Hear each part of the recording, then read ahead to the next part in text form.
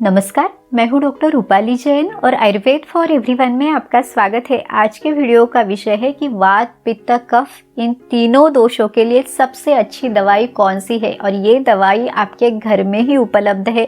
ये सबसे सस्ती और सबसे अच्छी दवाई है। तो ये कौन सी है, तो इसके बारे में हम इस वीडियो में जानेंगे। देखिए, जब भी आयुर्वेद की बात होती है तो आयुर्वेद में हमेशा वात, पित्त, कफ इन तीनों दोषों के बारे में ज़रूर बताया जाता है। वाग्भट ऋषि कहते हैं, वायु पित्तम कफश्चेति त्रयो दोषाः समासतः विकृता अविकृतम देहे घ्नन्ति ते वर्तयन्ति च। यानी शरीर में जो तीन दोष है जिसे त्रिदोष कहा जाता है, तो ये वात, पित्त और कफ है। और ये दोष जब विकृत हो जाते हैं यानी कम होते हैं या बढ़ जाते हैं तो ये शरीर में काफ़ी सारी बीमारियों को उत्पन्न करते हैं। और जब ये समावस्था में रहते हैं यानी इनका बैलेंस रहता है तो वो व्यक्ति स्वस्थ रहता है। आयुर्वेद के मूलभूत सिद्धांतों में दोषों का बहुत ज़्यादा महत्व है। जैसे हमारी प्रकृति यानी जो शारीर प्रकृति बताई जाती है वो भी दोषों के अनुसार, यानी हमारे शरीर में वात, पित्त, कफ इनमें से किन दोषों का डोमिनेंस है उसके आधार पे हमारी प्रकृति बताई जाती है। दूसरा जो है कि जैसे कि मौसम बदलता है यानी ऋतु बदलाव होता है, तो ऋतु के अनुसार भी शरीर के इन दोषों की स्थिति भी बदलती है। यहाँ तक कि उम्र के अनुसार भी, जैसे बाल्यावस्था ये कफ प्रधान समय है, जो युवावस्था है वो पित्त का यानी उस समय डोमिनेंस रहता है, और जो वृद्धावस्था है वो वात प्रधान अवस्था है। तो इस तरह से दोषों के बारे में आयुर्वेद में बहुत ज़्यादा बारीकी से बताया जाता है। और जब भी इन दोषों की साम्यावस्था बनी रहती है तो हम स्वस्थ रहते हैं, और जब भी इनमें कोई विकृति आती है तो ही शरीर में बीमारियां उत्पन्न होती है। तो अगर हमें हमेशा स्वस्थ रहना है, बीमारियों से खुद का बचाव करना है, तो इन दोषों को हमेशा हमें इनकी साम्यावस्था या इनका बैलेंसिंग बनाए रखना बहुत ज़रूरी है। वाग्भट ऋषि कहते हैं, शरीर जानाम दोषानाम क्रमेण परमौषधम। यानी शरीर संबंधी दोषों को अगर हमें उसकी सबसे अच्छी चिकित्सा करनी है तो क्रमशः वो इस प्रकार से है। तो इसमें उन्होंने शमन चिकित्सा और शोधन चिकित्सा ये दोनों बताए हैं। शोधन चिकित्सा यानी जो आयुर्वेद में पंचकर्म चिकित्सा बताई हुई है। तो इस वीडियो में हम शोधन चिकित्सा के बारे में नहीं देख रहे, यहाँ पे हम शमन चिकित्सा यानी औषधि चिकित्सा के बारे में देखेंगे। तो अगर आपको शोधन चिकित्सा या पंचकर्म चिकित्सा के बारे में जानना है तो उस पर सेपरेट वीडियो है, आप वो भी देख सकते हैं। सबसे पहले हम शरीर में वात दोष के लिए सबसे अच्छी शमन चिकित्सा यानी औषधि चिकित्सा क्या है तो वो देखते हैं। अब हमें ये कैसे पता चले कि हमारे शरीर में ये वात दोष बढ़ा हुआ है, तो देखिए, अगर आपको शरीर में कहीं भी दर्द है, फिर चाहे वो गर्दन में दर्द है या फिर कमर में दर्द है, जोड़ों में है या मांसपेशियों में दर्द है, तो शरीर में ये दर्द कभी भी वात के बिना नहीं हो सकता। तो आपको दर्द है तो समझना चाहिए कि ये वात दोष बढ़ा हुआ है।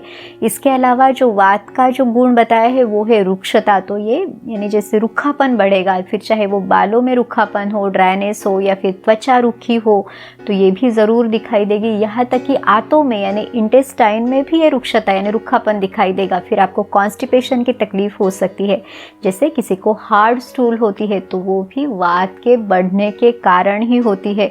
इसके अलावा काफ़ी बाकी भी लक्षण दिखाई दे सकते हैं, जैसे कि शरीर का जो रंग है यानी जो कॉम्प्लेक्शन है वो थोड़ा सा सावला या काला दिखाई देना, या फिर बाकी भी कुछ तकलीफ हो सकती है। तो आयुर्वेद में वात के बढ़ने के कारण 80 तरह की बीमारियां बताई हुई है। तो इसमें जो सबसे अच्छी औषधि है वो तेल है। तो तेल कौन सा, तो तिल का तेल। अब देखिए, ये जो तेल शब्द है वो भी तिल से बना हुआ है, कहा गया है तिला तेलम। अब देखिए, जो वात के आयुर्वेद में गुण बताए हैं तो उसमें कहा गया है, तत्र रुक्षो लघु शीतः खरः सूक्ष्मश्चलो अनिलः। यानी जो ये वात है उसका ठंडा नेचर है, या फिर उसमें हल्कापन है, उसमें रुखापन है, तो ये सब चीज़ें ये वात का गुण है। और जो तिल का तेल है वो एग्जैक्टली इसके अपोजिट गुणों वाला है। जैसे तिल के तेल में स्निग्धता है, वो गर्म स्वभाव का है, तो ये जो तिल का तेल है वो शरीर में इस बढ़े हुए वात को बहुत अच्छे से कम करता है। अब हम ये देखते हैं कि ये तिल का तेल आपने किस तरह से इस्तेमाल करना है। तो ये जो तिल का तेल है इसे आप खाने में भी इस्तेमाल कर सकते हैं। जैसे आप कुकिंग कर रहे हैं तो आप छोके में भी इसे इस्तेमाल कर सकते हैं या ऊपर से भी ले सकते हैं, लेकिन जनरली इसका स्वाद थोड़ा सा स्ट्रॉन्ग लगता है। तो अगर आप उस तरह नहीं ले सकते तो सिर्फ गर्म पानी में इसे मिला के भी आप ले सकते हैं। तो लगभग पाव कप गर्म पानी में आप 1 से 2 चम्मच तिल का तेल ले सकते हैं। अगर आपको मोशन ठीक से नहीं होती यानी कॉन्स्टिपेशन रहता है तो आप रात को इसे ले सकते हैं, ताकि आपको जो मल प्रवृत्ति है वो ठीक से होने के लिए मदद मिलेगी, क्योंकि ये एक तरह से इंटेस्टाइन को लुब्रिकेट करेगा, उसमें स्निग्धता को बढ़ाएगा, तो मोशन ठीक से होने के लिए आपको इसकी मदद मिलेगी। या फिर आप इसे सुबह भी ले सकते हैं। तो आप उसी तरह से गर्म पानी में 1 से 2 चम्मच तिल का तेल मिला के ऊपर से भी आप इसे 1-2 घूंट गर्म पानी लें, ताकि गले में जो एक तेल का अंश है या जो चिकनापन है वो आपको महसूस ना हो। तो इस तरह से आप इसे ले सकते हैं। यहाँ तक कि आप इसे अभ्यंग के लिए, यानी जो आयुर्वेद में दिनचर्या में जो तेल की मालिश बताई जाती है, तो उसके लिए भी तिल का तेल सबसे अच्छा है। आयुर्वेद में बताया हुआ है, अभ्यंगम आचरेत नित्यम स जराश्रम वातः, यानी अगर आप तेल की मालिश हर रोज़ करते हैं तो इसके कारण बुढ़ापा देर से आता है। अगर आपको कोई थकान है तो वो भी कम हो जाती है। यहाँ तक कि वातः शब्द उन्होंने वहाँ पे इस्तेमाल किया है कि अगर आपके शरीर में ये वात दोष बढ़ा हुआ है तो इसको कम करने के लिए भी ये अभ्यंग बहुत अच्छा है। इस तरह से ये जो तिल का तेल है वो वात को कम करने के लिए सबसे अच्छी चिकित्सा है। अब हम पित्त की शमन चिकित्सा के बारे में देखते हैं। देखिए, ये जो पित्त है ये शरीर में पचन क्रिया को अच्छा रखने के लिए, हमारी चयापचय क्रिया के लिए, यानी डाइजेशन को सही होने के लिए बहुत ज़रूरी है। लेकिन ये जब बहुत ज़्यादा बढ़ जाता है या विकृत हो जाता है तो हमें काफ़ी सारे लक्षण भी दिखाई देते हैं। जैसे कि पित्त के बढ़ने के कारण शरीर में ये गर्मी बढ़ती है, वो हीट या जलन महसूस होती है, यहाँ तक कि बहुत ज़्यादा पसीना आना है, या ये जो बढ़ा हुआ पित्त है वो खून को भी दूषित करता है। और फिर त्वचा से संबंधित कुछ बीमारियां है या बालों की समस्या है, जैसे बालों का सफ़ेद होना है, तो ये लक्षण भी दिखाई देते हैं। जिनमें ये पित्त दोष बहुत ज़्यादा रहता है उनमें गुस्सा भी बहुत ज़्यादा आता है, इरिटेशन है या फिर एंगर है वो बहुत ज़्यादा रहता है। तो इस तरह से आयुर्वेद में पित्त के कारण होने वाली 40 तरह की बीमारियां बताई हुई है, और इसे कम करने के लिए सबसे अच्छी जो दवाई है वो है घी। घी कौन सा? तो गाय का घी। तो यहाँ पे आपने देसी गाय का शुद्ध घी इस्तेमाल करना है।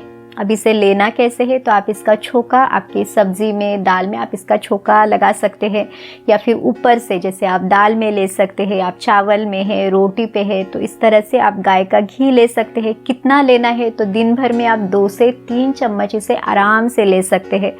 अभ्यंतर सेवन के अलावा आप इसका नस्य कर सकते हैं, यानी नाक में गाय के घी की 1 से 2 बूंदे आप रात को डाल सकते हैं, या फिर पादाभ्यंग के लिए यानी पैरों में मालिश करने के लिए भी ये जो गाय का घी है वो आप इस्तेमाल करेंगे तो आपके शरीर में जो बढ़ी हुई ये जो उष्णता है, हीट है, गर्मी है, तो ये कम होने के लिए आपको बहुत अच्छी मदद मिलती है। इसके अलावा आयुर्वेद में इस घी को विषहर बताया है, यानी एक तरह से शरीर के टॉक्सिन्स को कम करने के लिए ये हमें मदद करता है। तो पित्त के शमन के लिए सबसे अच्छी जो औषधि चिकित्सा है वो है गाय का घी।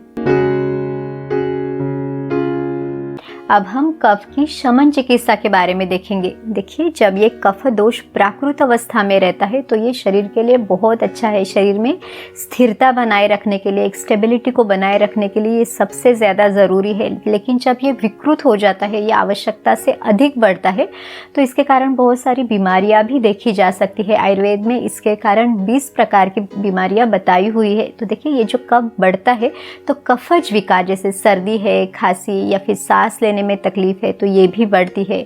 वजन बढ़ता है, ओबेसिटी है, जो मेद धातु है वो बढ़ता है। बहुत ज़्यादा आलस आना या फिर सुस्ती जैसे लगना, किसी काम को करने का मन ना होना, बहुत ज़्यादा सोना, ये भी इस कफ के बढ़ने के कारण दिखाई देता है। इसके अलावा त्वचा विकार, फिर उसमें बहुत ज़्यादा खुजली होना, तो इस तरह के लक्षण भी दिखाई देते हैं। अब इस कफ को कम करने के लिए जो सबसे अच्छी चिकित्सा है वो है शहद। आयुर्वेद में इसे मधु कहा गया गया है। अब ये जो शहद है उसके गुणधर्म जो आयुर्वेद में बताए हैं, तो उसका रुक्ष गुण है, वो कफग्न है, यानी इस बढ़े हुए कफ को वो कम करता है। उसका लेखन गुण बताया हुआ है, यानी जो ये मेद धातु बढ़ा हुआ है, चर्बी बढ़ी हुई है, वजन ज़्यादा है, तो उसको कम करने के लिए जो शहद है ये बहुत अच्छा है। यहाँ पे पुराण जो मधु है, यानी जो पुराना वाला शहद है, तो वो सबसे अच्छा है।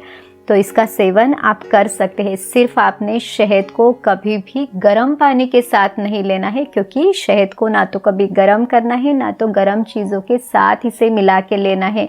ये भी एक तरह का विरुद्ध आहार है। पानी उबाल के उसे नॉर्मल टेम्परेचर पे करके फिर उसके साथ आप शहद मिला के ले सकते हैं।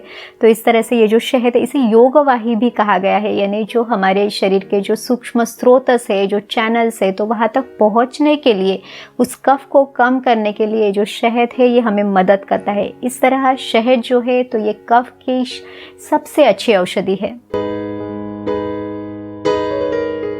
तो इस तरह से आयुर्वेद के अनुसार जो वात के लिए सबसे अच्छी औषधि है वो है तिल का तेल, पित्त के लिए जो सबसे अच्छी औषधि है वो है गाय का घी, और कफ के लिए जो सबसे अच्छी औषधि है वो है शहद। तो आप भी अपने शरीर के दोषों के अनुसार इनका सही तरह से इस्तेमाल करके दोषों की साम्यावस्था को, उनके बैलेंसिंग को बनाए रख सकते हैं और हमेशा स्वस्थ रह सकते हैं। उम्मीद है ये वीडियो आपकी मदद ज़रूर करेगा। अगर आपको ये वीडियो अच्छा लगा तो लाइक, शेयर और सब्सक्राइब कीजिए। फिर मिलेंगे अगले वीडियो में। आयुर्वेद को अपनाइए, स्वस्थ रहिए। नमस्कार।